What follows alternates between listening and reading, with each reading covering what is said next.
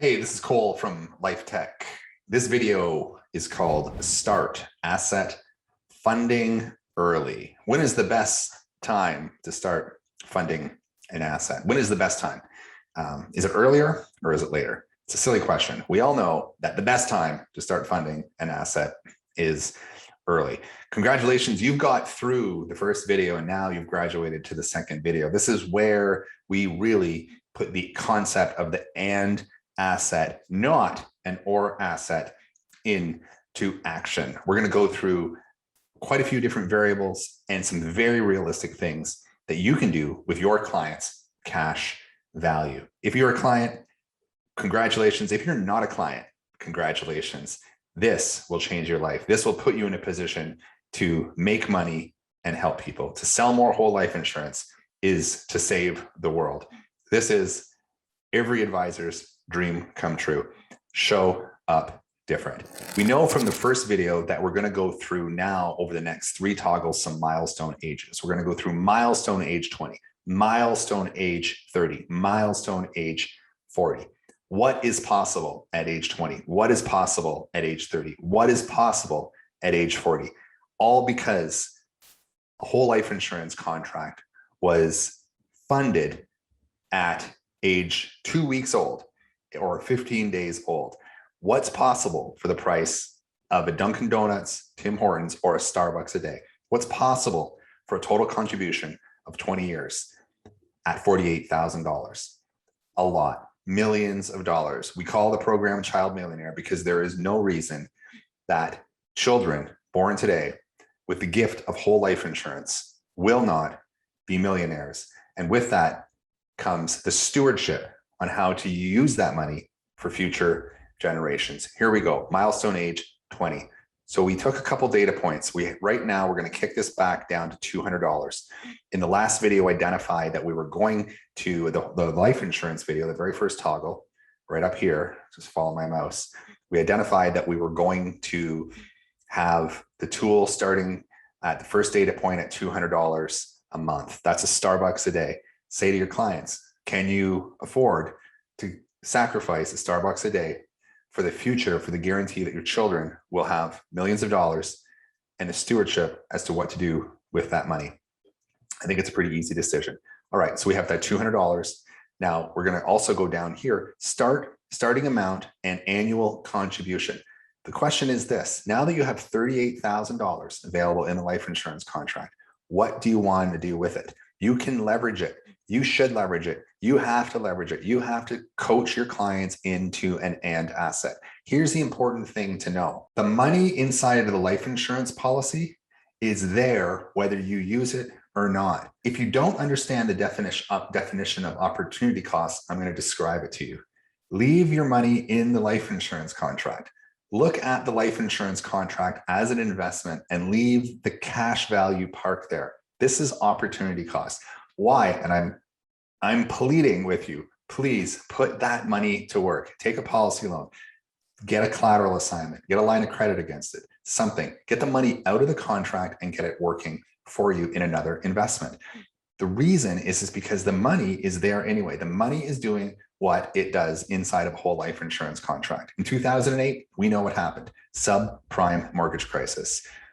Now, if your money in the market that fell that year by 33.3% was invested into the stock market out of a whole life insurance contract, would it be down 33.3%? Or would it be down 33.3% minus the roughly 7.5% most mutually owned life insurance companies paid in a dividend that year? That's right. It makes the highs higher and the lows higher.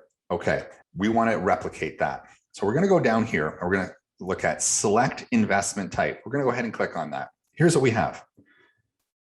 Take your clients through a series of options. At age 20, you have $38,000. What would you like to put that $38,000 in? It could be one or a combination of the following: stocks, mutual funds, index funds, cash deposits, or GICs. And again, this is a hybrid of Canadian and American financial products. There's over 7,000 different illustrations in the back end, 7 carriers from the United States, 2 carriers from Canada. Index funds, cryptocurrency, NFTs, gold bullion, real estate, crowdfunding, exempt markets, fixed income, private lending, life insurance, or other.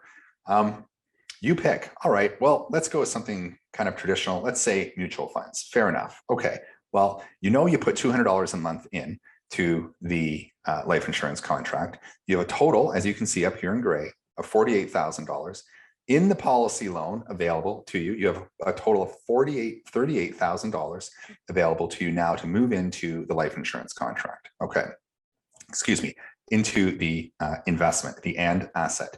And how much would you like to put in per year? $1,000, $15,000 into the mutual fund, $2,000 into the mutual fund, $2,500 into the mutual fund.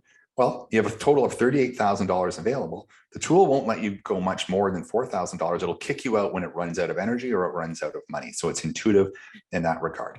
Let's say you're going to do $2,000 a year at age 20 into a mutual fund. All right. Next question is, what will that earn? Now, big difference between internal rate of return and actual rate of return. I speak in actual rate of return. I don't like the smoke and mirrors of products, say, for example, that illustrate unrealistically. You know what they are. I'm not going to say it on this video, but there are a lot of life insurance product software tools that allow you to put in very unrealistic internal rates of return.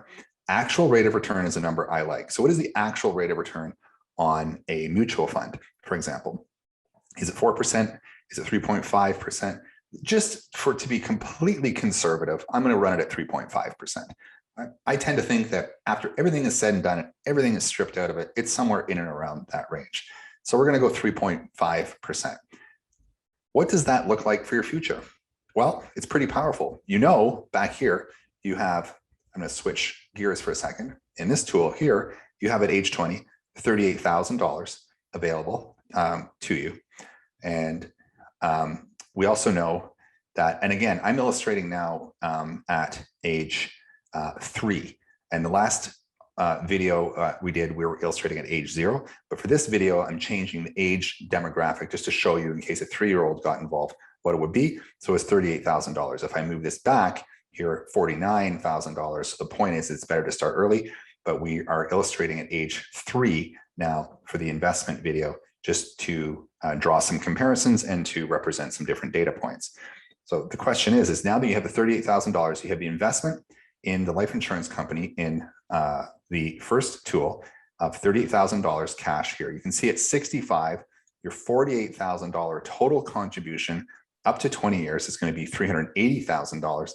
At age of retirement, let's say age of retirement is somewhere between 65 and 75. Let's call it age 70.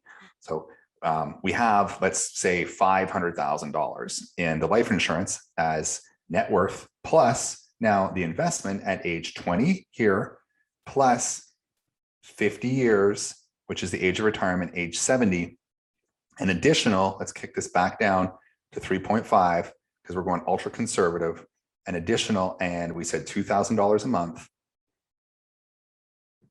What does it give us? An additional $282,000. So you have the $500,000 from the life insurance, and you have an additional $282,000 inside of the S.A.F.E, the start asset funding early, the and asset. Very interesting way to describe how to fund a life insurance contract. That's all that this is. What is the best way to fund a life insurance contract? Well, sacrifice a coffee a day, use a child benefit. What is the best way to finance a mutual fund in this case? Use the life insurance contract. You can see how everything starts to build. All right, there you go. S.A.F.E, start asset funding early. What a fun little tool. This calculator here and this slide works with the first one. It works with the next one that we're going into, which I'm going to ask you to watch the next video right away. Very important, because now what we're talking about is financing the most iconic asset that anyone at age 30 will ever own. I'm going to give you a little teaser: the family home, your first property. How do you fund your first property with your life insurance contract? The same one that you used to purchase a S.A.F.E agreement. Now, this stuff obviously fires me up. We are out here to show up different. We are out at Lifetech to design advisor tools that allow you, the advisor, to show up in a way of credibility. What does a confused mind say? No. What do spreadsheets do? Confuse the mind. We want you at least to show up in that first meeting with tools, with sliders that are relatable, things that your clients can use on their own to give them the ability to move forward, to capitalize and take advantage of using $1 for 3 generations. Watch the next video right now. Look at how you can use this exact same policy to purchase a family home.